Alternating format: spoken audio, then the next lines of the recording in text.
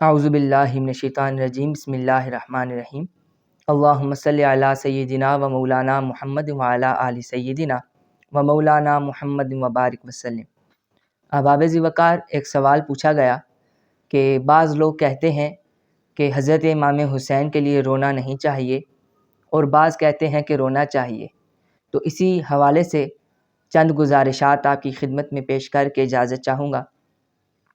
یاد رکھیے گا کہ ایک ہوتے ہیں نقلی دلائل اور ایک ہوتے ہیں عقلی دلائل۔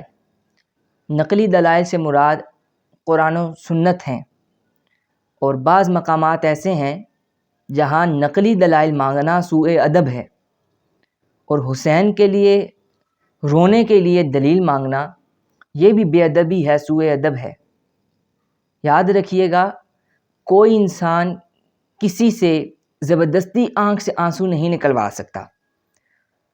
اگر ان کی عقل میں یہ بات نہیں آئی کہ حسین کے ساتھ کیا بیتا، حسین پر کیا ظلم ہوا، حسین نے اپنی آنکھوں سے کیا کیا دیکھا، تو ان کے سامنے جتنے مرضی آپ نقلی دلائل رکھ دیں وہ پھر بھی روئیں گے نہیں۔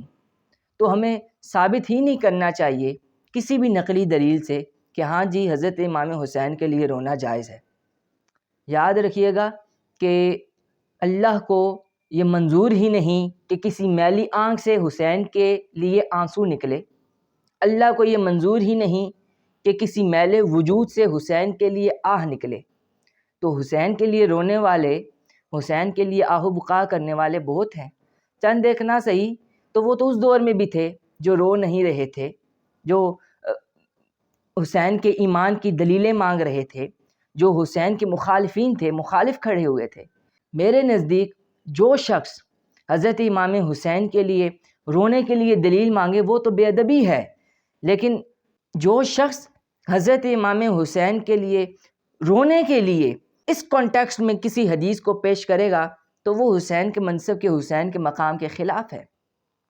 ہمارے ہاں عموماً ایک روایت پیش کی جاتی ہے اسی کانٹیکسٹ میں کہ حضور کی گود میں حضرت امام حسین بیٹھے ہوئے تھے، حضور کو اطلاع ملی کہ آپ کا یہ بیٹا شہیدوں کا سردار ہے، کربلا میں شہید ہوگا، اور حضور رونا شروع ہو گئے۔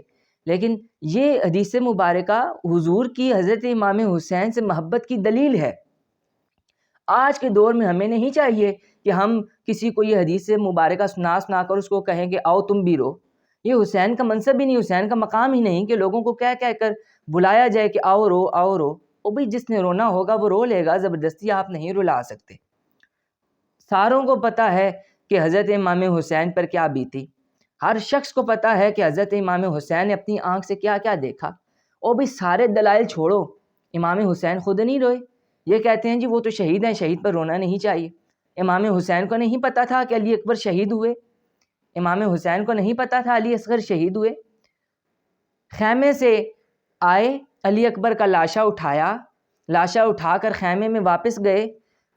جب جا رہے تھے تو کوئی بال آپ کا سفید نہیں تھا۔ جب لاشا علی اکبر اٹھا کے خیمے میں واپس آئے تو کوئی ایسا بال نہیں تھا جو کالا بچا ہو۔ تو ان کو نہیں پتہ تھا کہ یہ شہید ہو رہے ہیں میرے بیٹے۔ علی اصغر پانی لینے گئے تھے حضرت امام حسین، ایک لعنتی نے تیر کا نشانہ لیا، علی اصغر کی گردن سے نکل کر امام حسین کی بازو میں لگا۔ امام حسین وہاں نہیں روئے۔ امام حسین کو نہیں پتہ تھا کہ یہ میرا سارا خانوادہ شہید ہو رہا ہے، تو اس پر رونا نہیں چاہیے۔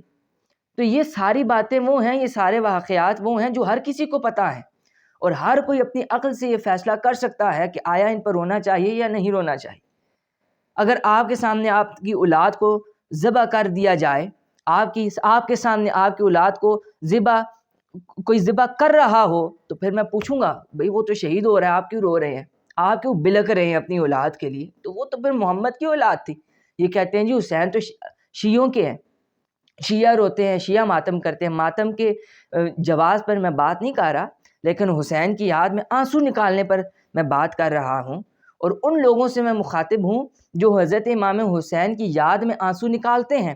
ان سے تو میرا کلام ہی نہیں جو حضرت امام حسین کی یاد میں آنسو نکالنے پر دلیل مانگتے ہیں۔ میں تو ان لوگوں سے مخاطب ہوں جو محبین حسین ہیں، جو محبین آل بیت ہیں۔ ان سے مخاطب ہوں کہ کوئی شخص آپ سے حضرت امام حسین کی یاد میں رونے کی دلیل مانگے تو اس کو دلیل نہ دیں، دلیل بنتی ہی نہیں، یہ حضرت امام حسین کے منصب کے خلاف ہے۔ یہ سارے واقعات وہ ہیں کہ کیسے حضرت امام حسین کے سامنے آپ کی اولاد کو شہید کیا گیا، امام حسین بھی روئے۔ تو یاد رکھیے گا کہ حسین علیہ السلام کے لیے رونے کے لیے، بالخصوص آپ کی یاد میں آہ و بکا کرنے کے لیے، آپ کو یاد کرنے کے لیے کسی نقلی دلیل دینے کی ضرورت نہیں ہے۔ آپ کو اللہ کا شکر ادا کرنا چاہیے، وہ لوگ، ان کو اللہ کا شکر ادا کرنا چاہیے جن کی آنکھ سے حسین کے لیے آنسو نکلتا ہے، اور ان کو سمجھ لینا چاہیے کہ جن کی آنکھ سے حسین کے لیے آنسو نکلا وہ آنکھ نورانی ہے، وہ آنکھ صاف ہے، اور جو وجود میلا ہو، جو آنکھ میلی ہو، تو میلے وجود اور میلی آنکھ سے نکلے ہوئے آنسو اللہ کی بارگاہ میں قبول نہیں ہوتے، اور نہ ہی حسین کی یہ شان ہے کہ میلی آنکھ سے نکلے ہوئے آنسوؤں کو حسین کے لیے قبول کیا جائے۔ اللہ سے دعا ہے کہ اللہ رب العزت ہمیں آل محمد کی محبت عطا فرمائے، اہل بیت کی محبت عطا فرمائے، ہمیں اہل بیت سے دلی طور پر عشق و محبت کرنے کی توفیق عطا فرمائے۔ والسلام وما علینا الا البلاغ۔